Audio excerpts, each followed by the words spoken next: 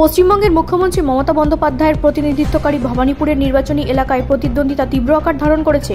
রাজ্যে বিধানসভা নির্বাচনের এখনো অনেক মাস বাকি। ভবানীপুরে পরিকল্পিতভাবে বহিরাগতরা দিয়ে ভরিয়ে দিচ্ছেন বলে শ্রীমতী ব্যানার্জি অভিযোগ করার একদিন পর বিরোধী দলীয় নেতা শুভেন্দু অধিকারী তাকে একই আসন থেকে পরাজিত করার অঙ্গীকার করেছেন।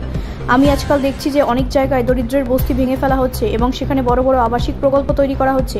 আমি এটি সমর্থন করি না। আমাদের ভোটারদের তাড়িয়ে দেওয়া হচ্ছে। ভবানীপুর পরিকল্পিতভাবে বহিরাগতদের দিয়ে ভরিয়ে দেওয়া হচ্ছে। মঙ্গলবার 14 অক্টোবর তিনি বলেছিলেন। বুধবার শ্রী অধিকারী বলেছিলেন যে ভোটার তালিকা বিশেষ নিবিড় সংশোধন সম্পন্ন হওয়ার পরে তৃণমূল কংগ্রেস প্রধান ভবানীপুর থেকে পরাজিত হবেন।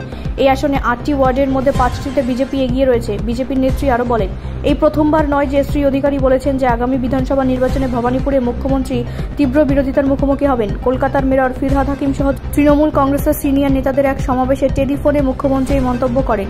তিনি তার নির্বাচনী এলাকায় বহুতল ভবনের সংখ্যা বৃদ্ধি নিয়ে উদ্বেগ প্রকাশ করেন।